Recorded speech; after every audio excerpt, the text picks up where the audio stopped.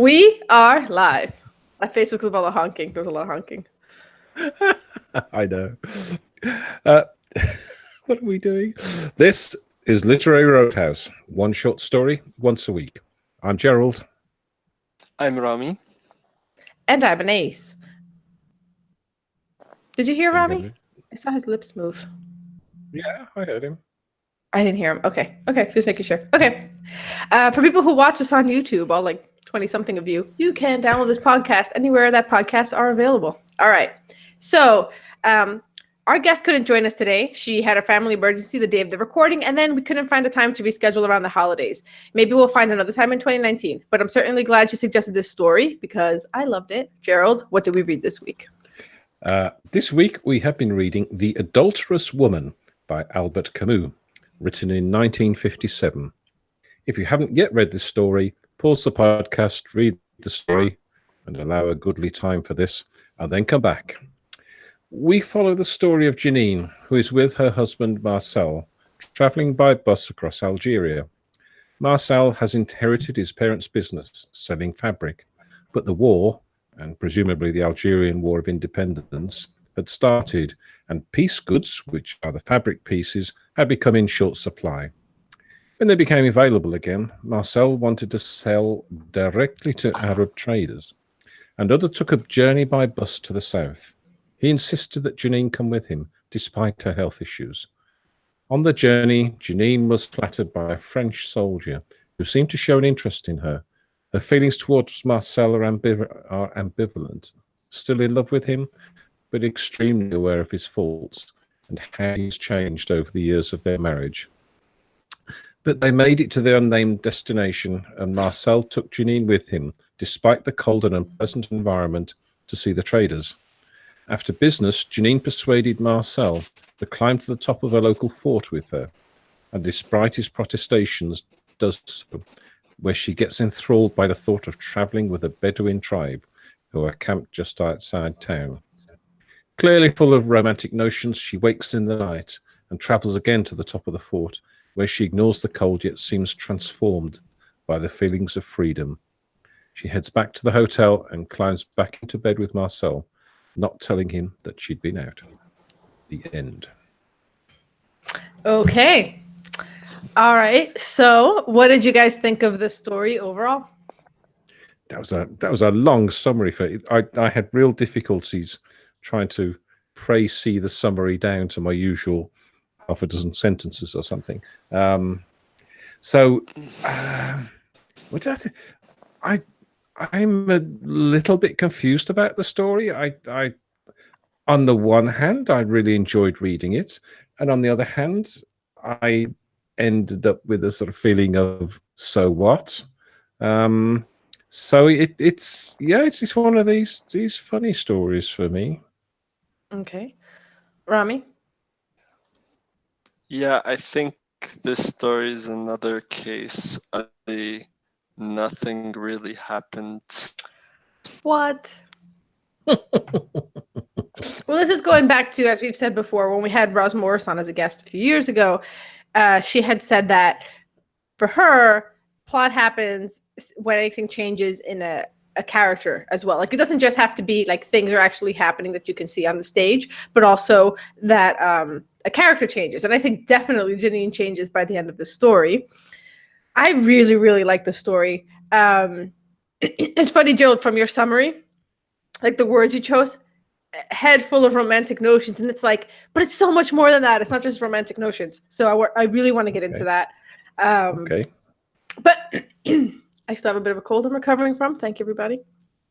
So you mentioned that it takes place in Algeria. So why do you think Camus chose this setting? For me, I think he chose it because he was born in Algeria to French parents, something like that, I think. But it is incredibly atmospheric. I think the way he writes about it with a love for the country and the environment. You know, he's not always too kind about some of the people living in it, but but it's an amazing. He paints an amazing picture as to when they come into towns and meet with other people, and he's got a great sense of description for the surroundings and the people that he's with. Mm-hmm. Yeah, and yeah, he was born in Algeria. The French who lived in Algeria were called Blackfoot, Pied Noir, and so I did a lot of research, as you guys can imagine, as I do with these sort of things. So he had a lot of love for Algeria, having grown up there, and it's funny, as I dug into it, he actually had a lot of there was a lot of criticism about him around the time of the war. Algeria to this day still struggles with his legacy. He's from there. Most of his stories takes place there. Maybe all of them. I don't know if all of them for sure, but the vast majority of them take place there. But when the War on Independence was happening, he had a very sort of centrist view, or he called it a humanist view, which was that he supported the political aspirations of the Arabs, that he thought the Algerians should have equal rights to the French, but he didn't support independence because he thought that a war would just lead to too many casualties, and that there's no reason why Europeans and Arabs couldn't or shouldn't live side by side. And there's a line that gets quoted a lot where he says, at this moment, bombs are being planted in the trams in Algiers. My mother could be on one of those trams. If that is justice, I prefer my mother. So he was very much against the revolutionaries, very much against the idea of Algerian independence, which made the Algerians see him as basically a French colonialist, but then the French also saw him as a traitor because he believed that, like I said, that Europeans and Algerians were equals and should have equal rights. So yeah, he was in the middle, and both sides were very unhappy with him. Yeah. I think that happens quite a lot with people who are of foreign descent but born in a different country, and I seem to remember, I don't know whether we read something or I saw something on television about this, where people feel they are not a citizen of either place, because they're viewed as being different by both sides. Yeah. So when we're talking about the setting, though, one of the things that I really liked about it is it's more than just Algeria. He's also taken you out of a main city and into an oasis far away from a main city, right? So I don't know, Rami, you keep making faces. Do you want to say something? Setting? I can't. He keeps breaking up for me. Well, I guess I don't think anywhere in the story did Camus directly say that it was occurring in Algeria, but no one knew about French colonial history. I didn't look up Camus' biography to know he was born there, but I just assumed, given that they were talking of Arabs and so forth, and the French colonization of Algeria, but I thought it was interesting. I guess he took it as a given that people would, or maybe it didn't matter. It could have been any French occupied territory that had Arabs in it. Yeah, I mean, I think part of it is also, like you're saying, people knowing, especially at the time, like who he was and what he tended to write about.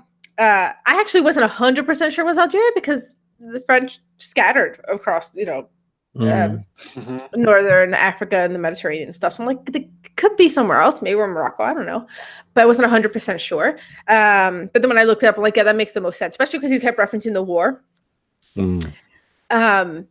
But going back to the setting of the story, largely takes place in the desert en route to an oasis and at an oasis itself. It's not at a major city; it's at a smaller town. So, what did you guys make of that setting more specifically? I think to start it in the middle of the journey, you're sort of, as a reader, you're intrigued by the situation and by how he describes it, and you're sort of drawn into it because you're wondering what's happened, why are they here, and it's kind of, you think, okay, they're sort of going on this journey, which means that it's difficult, it's unpleasant, it's uncomfortable, but once they get to the town, then things will be fine. But actually, it's still, especially for Janine, it's still not a pleasant experience. So I quite like, because we don't really need to know what their normal status is, how they live back in wherever they started from. So I think it's about the journey. It's about the movement away from their normal life, and I think that sort of highlight that probably brings a lot of Janine's thoughts into focus, because she's not. It's like any of us. Once we're out of our normal environment, we then start to think a bit more widely and a bit more deeply about things, rather than, putting the laundry on and cleaning the house and that sort of thing. So I think it gives you a chance, and it certainly gives her a chance to think about, do the old, why am I here? Is this it to my life sort of thing? Which I feel like is coming across in his writing. Rami, do you have anything to add? No, I think Gerald made some good points. Yeah. So Thinking you keep breaking up. the same, when you're traveling,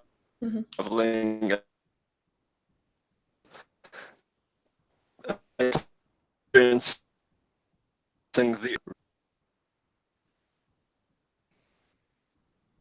Gerald, has he frozen for you? Yeah, he was breaking up for me as well too. Oh, he's frozen for me now. He's frozen now. Yeah. Rami, you kept breaking up and freezing. Can you take your bandwidth down a little bit? Froze again.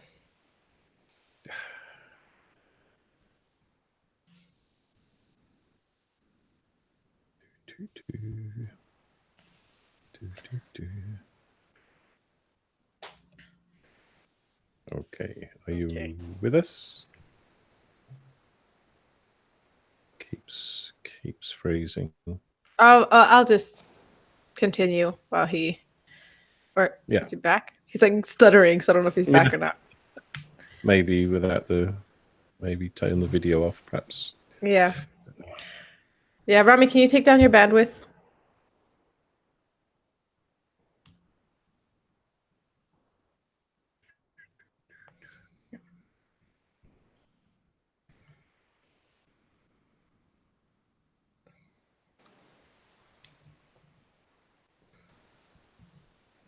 Yes. All right. Rami, can you try speaking? Yeah. Did you take down your bandwidth? Oh, no, I didn't hear you say that. Hold on. Okay.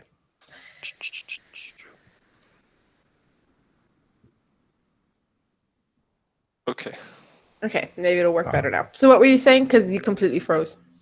Oh. Nothing really too much to add. I was just saying I agree with what Gerald had to say about the awe of being in a vast expanse and how that might cause someone to reflect on their life. Mm-hmm.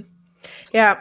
And also, I think also, so on my first read through, I think I had a little bit like Gerald's overall impression of like, so what? And then Rami's impression of what happened. And then on subsequent read throughs, this is definitely a story you have to work at.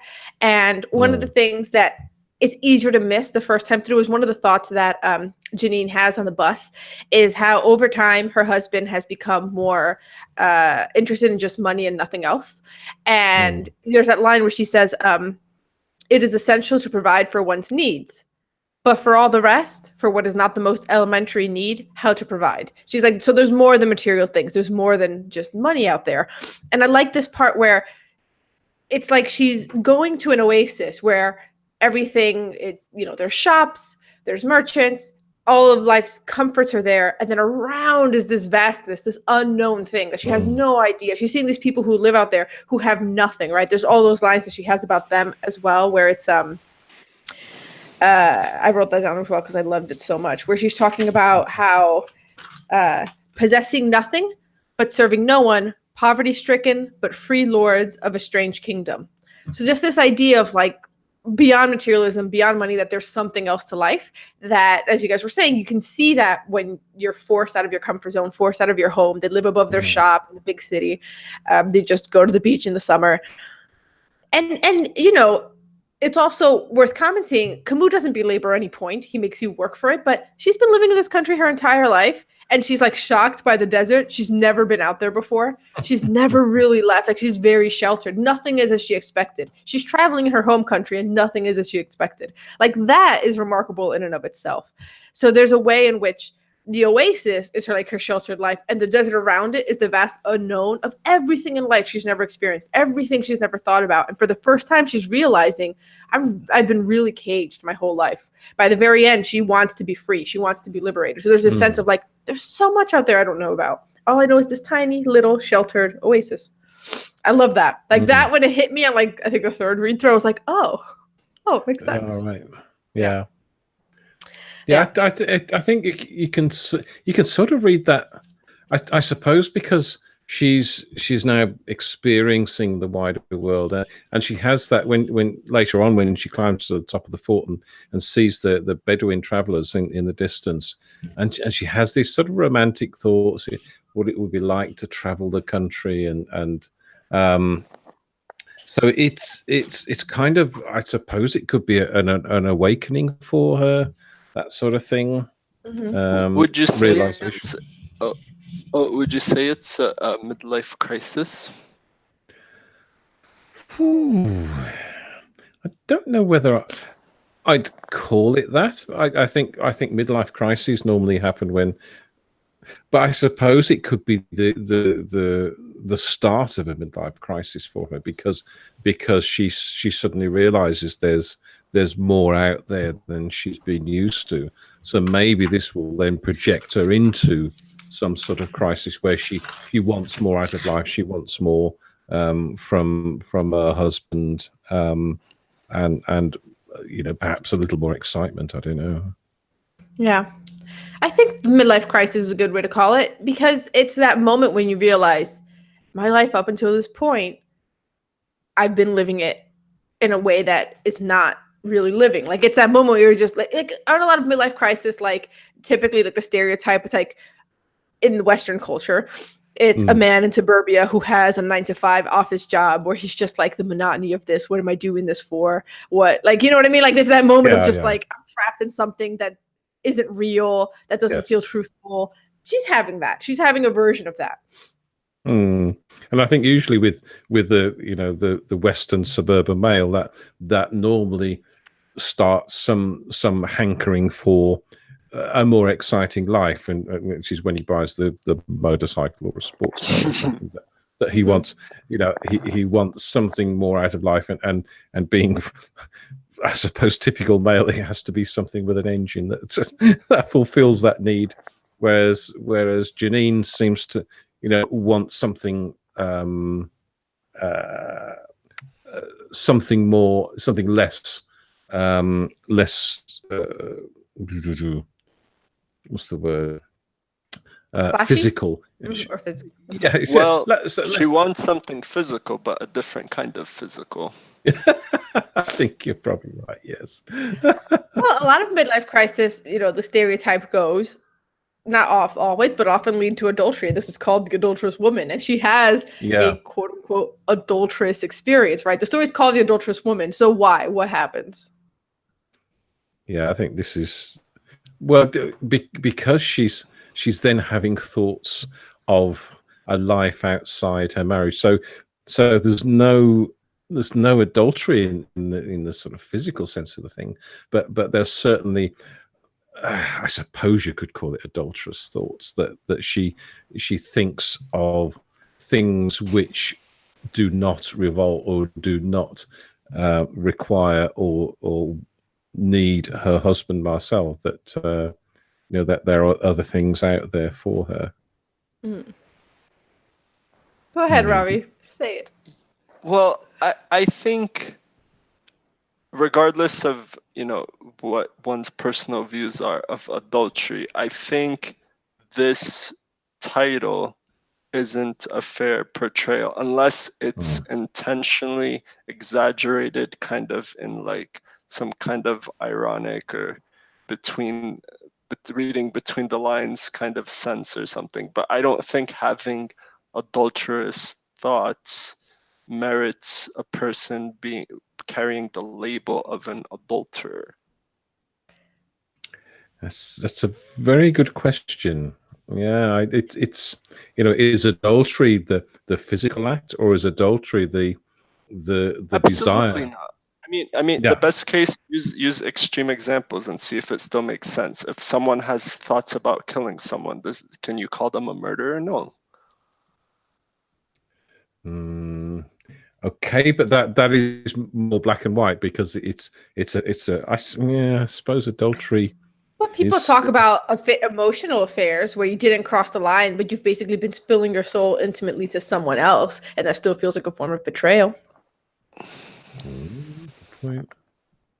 No, It still wouldn't be enough to call someone adulterous, in my opinion. Yeah, but it's enough to go to couples therapy and consider whether or not you should still be together. It's still a lot, right? Like when they're at the fort taking in the view, she is experiencing a life-changing moment. There's that whole line about how in her heart a knot is loosening, and the years of habits and boredom and stuff is just coming apart. And Marcel is bored. Like they're on a different wavelength right now. Yeah. You know what I mean? Yeah. Or is it that Camus started, or maybe not started, or used the idea of clickbait titles before there was clickbait? Oh, awesome observation. Very good. Awesome. Yeah, I think I'm a little bit with Rami that having and even apart from the thing about this with the soldier in the bus, that's sort of something and nothing, and yeah, but and that's misdirection. That's definitely Camus making you think. You're reading The Adulterous Woman. Here's that hot soldier on the bus, so we're all thinking, and then he rips it out from under you. Like that seems to me like intentional misdirection. Oh, I'm sure it is. I'm sure it is.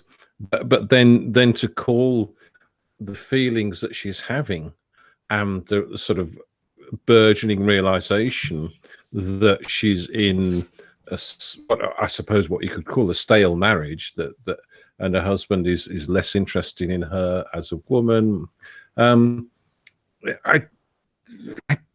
still think making it adulterous is probably misleading. I know, but come on, Camus still delivers the goods because she does creep off in the middle of the night and have what reads, for all intents and purposes, like intercourse with the night sky. All right. What? You didn't. What? Oh, he did. Oh, come on. She winds up on her back with pleasure convulsing through her body in waves. It's like analogous. Like, oh, come on. You guys didn't see it that way? I read it that way the first time and every time since. And I said to my boyfriend, oh, she has sex with the sky. And he goes, that's the same as with some guy. Like, I was joking because it rhymes. But I was just like, look, it's written in a way to... You didn't think it was salaciously written? I don't know. Well, yes, but it's still not adultery. No, I know. But like... The metaphor he delivers into personifying Sky as Paramore. It's metaphorical. Yeah. It is. It's a metaphor, but it's okay. She was panting and everything was hazy before her eyes. Her running had not warmed her, and she was still trembling all over, but the cold air she was gulping down. Oh wait, I'm too early. I'm not gonna read this whole thing. That's where it starts. Okay. Yeah. And then where does it end? Where she's okay. All right. Okay. So she's up against the parapet, straining forward toward the moving sky. Blah,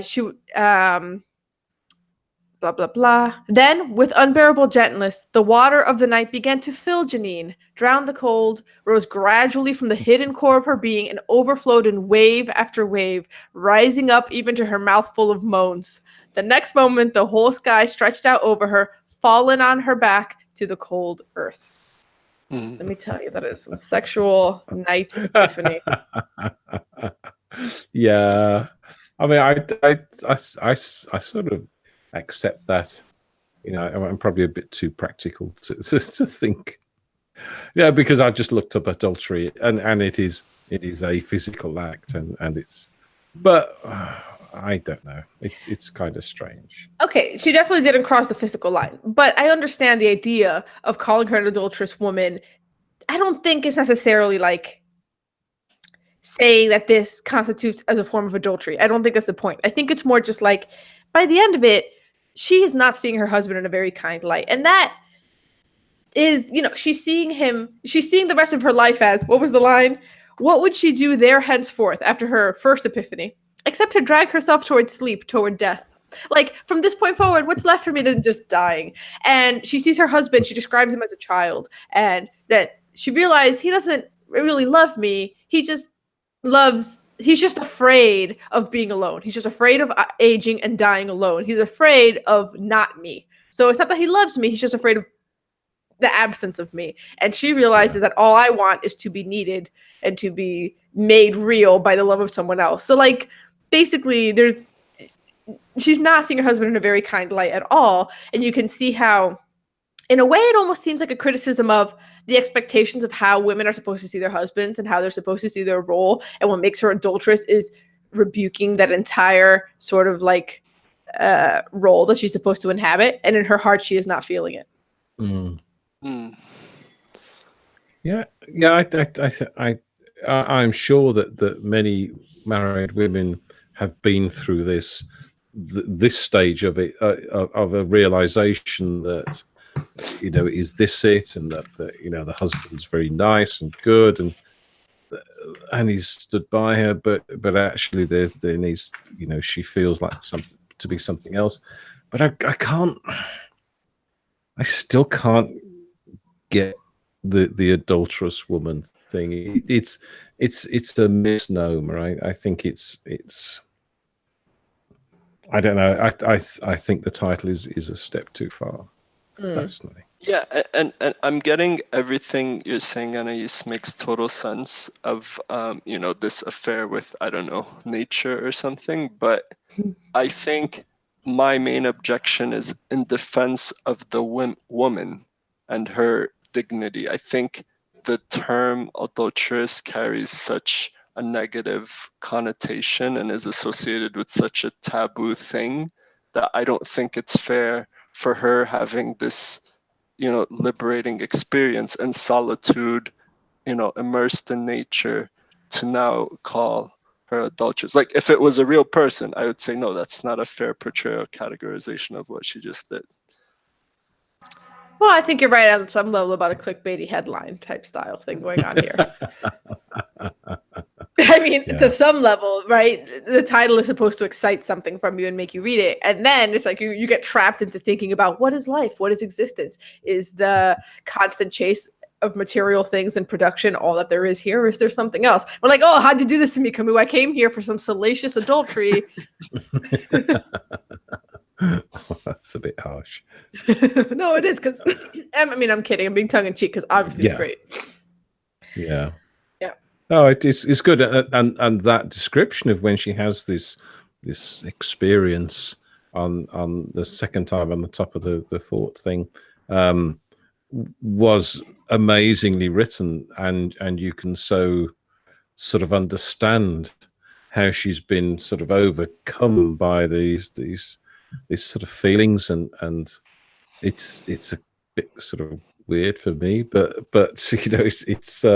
he's certainly written that really well. Yeah. Gonna wait for these cop cars to pass. Rami, if you have anything to say, I'd be muted while you're speaking. Nope.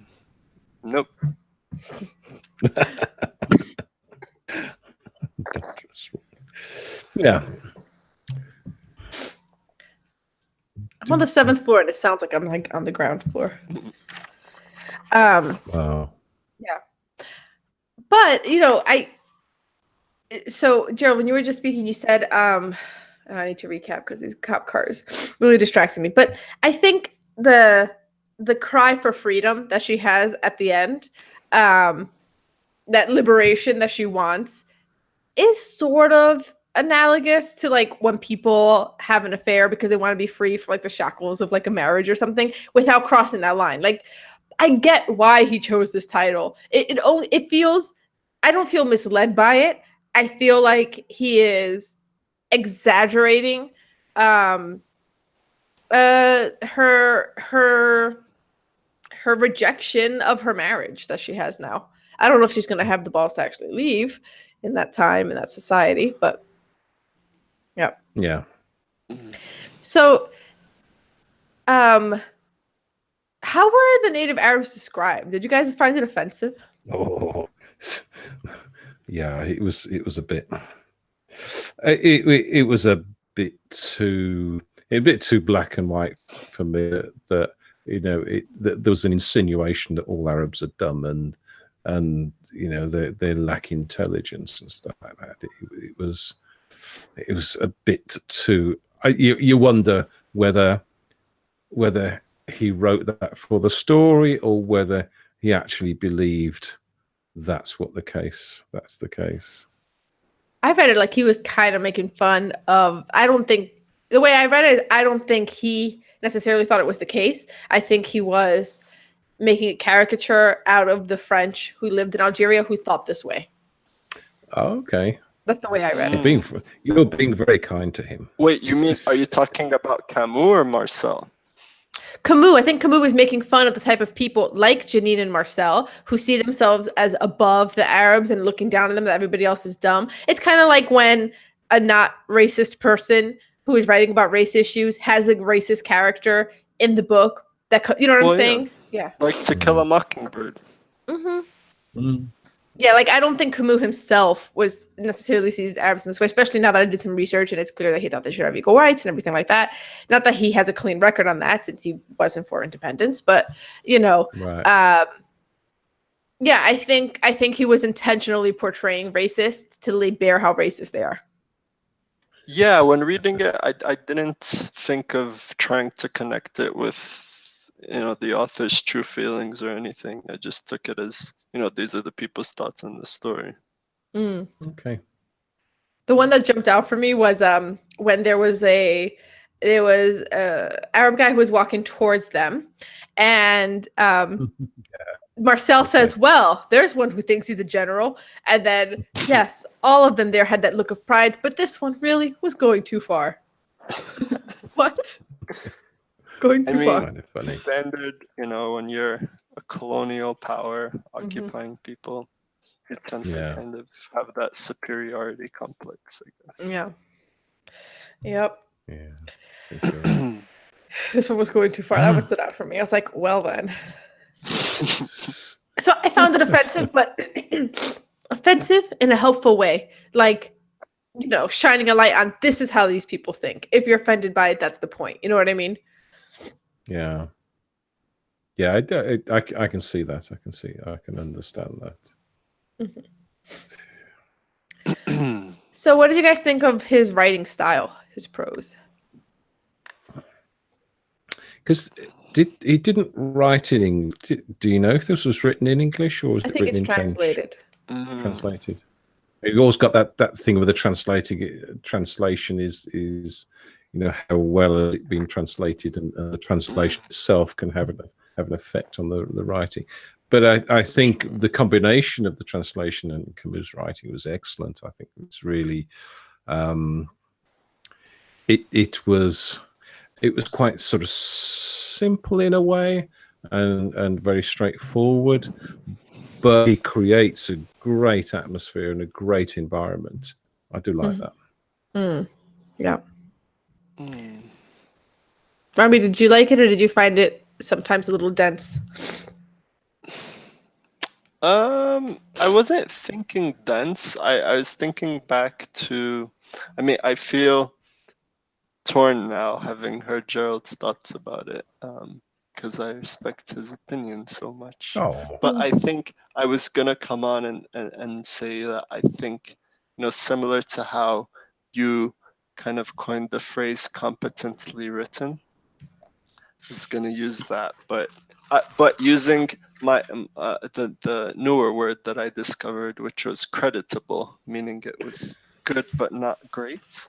Mm-hmm. But I guess for me, I might be mixing the fact that there wasn't, like, I felt like the story didn't have that much,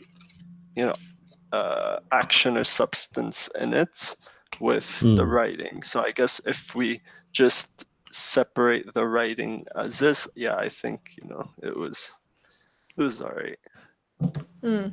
Yeah, I think there's with the story there's a strong narrative driving it forward, and apart from the sort of racist treatment in the story of Arabs, and apart from the realization later on that she was looking, well, no, all the way through actually, she's he painted Jean as someone who's fairly dissatisfied with her life. So I think that I think that the writing is strong. There's great choice of words and really paints a great picture for me. But there's not that much subtext for me. Mm. I really liked it. I know what you're saying, and there's not much subtext in that. Camus is telling you he's writing out. These are her thoughts. This is how she feels. This is the not loosening, right? But I feel like he still had to make you work for thinking about why the adulterous woman, like all these other things that were going on there. Because I enjoyed that part of it quite a bit. And I thought the writing, one of the things that I liked about it was the way he would describe settings. It was just beautiful. Like when they're on the fort and it's the gray and reddish horizon that extends far east-west, and then directly below them was the white and blue roofs with the red peppers on them drying in the sun. Like just a lot of visuals. Or the palm trees were just described as being metallic or made of mineral. Yeah, he obviously has great experience of these places and has experienced them and knows what they're like. But I think also the way he creates the environment, the atmosphere, and the bus was really good and very clear. And in the Oasis is that you get such a strong feeling and strong understanding of that situation and that location. I think that, yes, as Rami might say, creditable, but I think it's possibly a little bit more than that. The very, very strong description and word choice and sentence construction is really nicely done. You're right. That bus scene, he put you there. You felt the sand, the wind, how everybody was in there just sort of holed up, being very quiet, the bus shaking side to side. Like it just, I love the descriptions. Yeah. Okay. Are we ready to rate? Oh, crikey, I hadn't thought about that. Wow. If anyone tracks points for the title, get out. Yeah. No. We can score it how we... You can score however you want, and I can be sassy about it. Ooh. No, I think, my score increased by a point. I was going to go in with a 2. I'll give it a 3, though. How are you coming in at a 2? Rami, if you're going to give low scores, you better be, like, trashing throughout the episode. How is it a 2? Yeah. Well, that's, I think, but see, so there's one reason for a low rating, which is pointing out all of the flaws, but then there's another reason, which would be maybe feeling at the end like the main character in the story felt was just like meh. It didn't really do much for me. So. Excuse me. Yeah. Well, I won't go that low. I think I enjoyed the story. I enjoyed the feelings it created in me about the place. And the title was fantastic. What a brilliant title! I wouldn't knock. I agree. I wouldn't knock any marks off for that. So I'm gonna give it a rock solid 5. Okay. 5.0. I'm torn, but I think it's a 5.5. Wow. I was almost going to give it a 6, actually, but I started realizing I think it's the more work I My do, heart. the more research I do, the higher my score goes every time. Yeah. And Yeah. there are 6s where we're shouting from the rooftop and telling everyone you must read the story. And this is a story where, like, it's funny. In my mind, I'm like, I know people who should read the story, but I wouldn't say everyone must read the story. Everyone could. I think it's really good, but I'm not going to shout it from the rooftops necessarily. 5.5. I think one of the marks of a really great story is one where you don't have to do much background research on it. Like, I don't think that's an expectation the author should have on people. I don't know. Yeah, but I don't think the research made me necessarily understand the story better. Like, I still liked all of the stuff that was happening to Janine, everything that she experienced, the contrast with Marcel, the descriptions, the settings, independent of research. But I think what the research did for me is it adds a layer of context where it's like, I understand more where Camus is coming from a little bit, and it just then makes everything seem that much smarter, I guess, in a way. It's just like having lived what he lived, holding the opinions that he held, all of a sudden, you know, just the fact that Janine is being moved by local nomads, not necessarily French people who are liberated, right? Just having the choice be indigenous people is important. Just things like that, where it's like, who is she being moved by? Who is she seeing as noble and dignified and worthy of respect? Algerians. That's important, right? All those little things in that context really enrich it. Yeah, I think so. I think, yeah, it's. I mean, it couldn't. I don't think it could be a 6. I don't think there's enough. There's enough depth to it, but and it's not. And as Rami says, you get. I think it's one of these stories where I enjoyed the reading of it rather than having read it, and I enjoyed the writing more than the story, I think. And when you say depth, you mean the iceberg thing, where you have a tip of the iceberg and you keep digging and find more story in there. Yeah. But in terms of like the theme itself is deep in the sense of like, it's about like, don't be afraid of being alone and dying. Life is more than that. You know, like life is more than having things. Like that is a deep point of view. It's a deep theme in like the more traditional sense of the word deep. But the story itself, I get what you're saying. It's not very layered. Yeah. Okay. Right. So let's do so what stories are we submitting for next week, people? I'm submitting House Taken Over by Julio Cortázar. Ooh, interesting. Rami? Well, this story I'm submitting also just because of the time of year, and I thought it might be kind of topical. The Gift of the Magi by O. Henry. Okay. Okay. Very good. Okay, so I'm taking a little bit of poetic license with the quiz. For those listening, I threatened my co-hosts with a quiz about Algerian poets, but I couldn't quite find enough about that. So we're hopping over the border into Morocco, and we have questions about the film Casablanca. Okay. Ooh. And it's one of my favorite films, so that's always good. So sorry if it's an all-time great. The context is. I've never seen it actually. Confession. The context is strict. Yeah. Sorry. Okay. Yeah. Yeah, I think you're breaking up, Joe. I just said I've never seen it. Have you not? Oh, No. that's a shame. Straight to Rami then. Okay, so Anais, this is going to be quite difficult. So everybody's seen, of course. What did Rick, who's the manager of the bar, what did Rick have that everybody wanted? Was it fame, money, letters of transit, or liquor? Liquor? No, not go.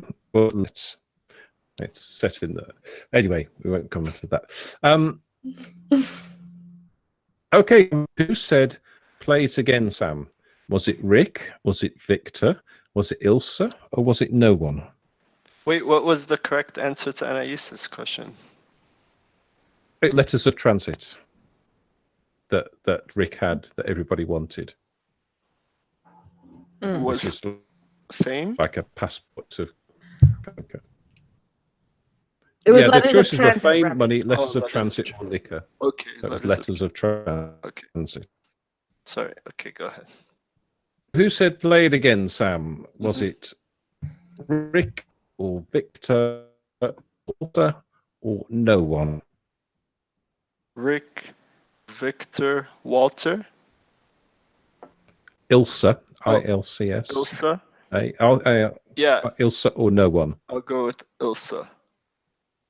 Wrong. It was no one. It's one of those things that it's one of those untrue facts that it's famous for saying "play it again, Sam," but no one actually says it. No way. Mandela effect. Look up the Mandela effect. Yeah.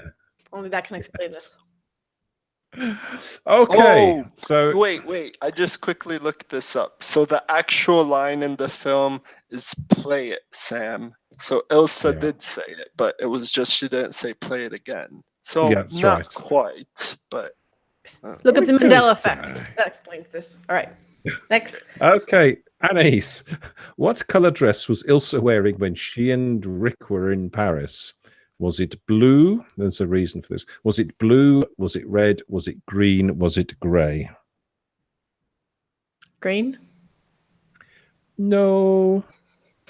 Because the Germans wore grey, you wore blue. So, Rami, why did Ilsa leave Rick waiting at the train station in Paris a long, long time ago? Was it because she got sick? Was it because she forgot what time the train left? Was it because she changed her mind? Or was it because she was already married?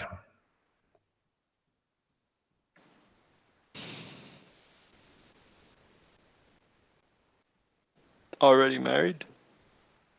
She was already married to Victor. You see, there's depths to this film, I tell you.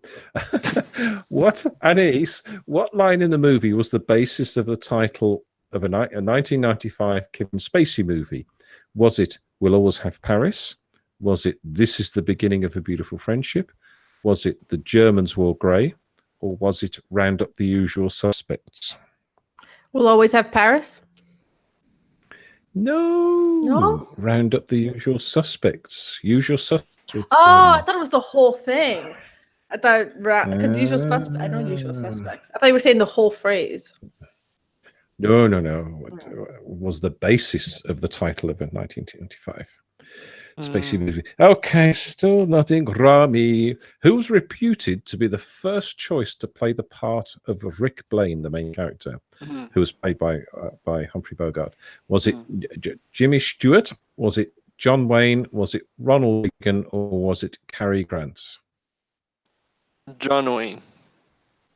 No, it was Ronald Reagan. Oh wow. Although there is another story that the studio knew that Reagan was going to fight in the war, so didn't consider him. And George Raft was also considered for the role, allegedly. Okay, this is not a high-scoring round. Anais, who is the owner of the Blue Parrot Cafe? Well, no, sorry, I won't do that one. That's too difficult. I'll do a different one. Casablanca takes place during which war? Was it World War II? Was it Vietnam War? Was it World War I? Or was it the Korean War? Okay, it's one of the world wars, but which one? Yeah. World War One. Wrong. It was World two? War II. Oh, That was a trick. oh, That two would be the obvious answers. World It was War one. II. Yeah, and just for fun, although Rami's won by the massive I score feel of bad. 1-0. This is such a huge handicap. I mean, Anais didn't see the movie. And despite that, I only got one question. Never mind. It's a quiz. The winner wins. What is the final line in the movie? Here's looking at you, kid. Louis, this could be the beginning of a beautiful friendship. The problem of three little people don't amount to a hill of beans in this crazy world, or round up the usual suspects. The final.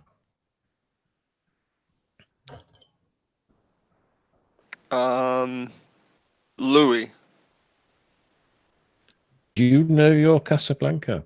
Yes, No. Louis, this could be the beginning of a beautiful friendship Nice. after she and Victor have flown away again. Yep. Oh. And an interesting factoid was that of the 14 credited actors in this film, only 3 were American. They were mostly British or European. So Cool. there you go. Interesting. Anyway, so Rami, what are we reading next week, please? Well, speaking of stories with not too much depth, we'll be reading The Gift of the Magi by O. Henry. Okay. But before you go, liberate your thoughts and opinions on the story in our Facebook group for fans, the Literary Roadhouse Readers, or Twitter at Lit Roadhouse, or our website, literaryroadhouse.com. There's so many places. Also, if you feel like making love to the night sky is beneath you, but making love to a book is just right, join the Literary Roadhouse Book Club, where we read and discuss a novel every month. And while money isn't everything, it is necessary for some basic things like podcast expenses. Support us at patreon.com/literary roadhouse. Every bit helps. As always, share this podcast with a childish, needy spouse in your life. Until next time, read a good story. Childish.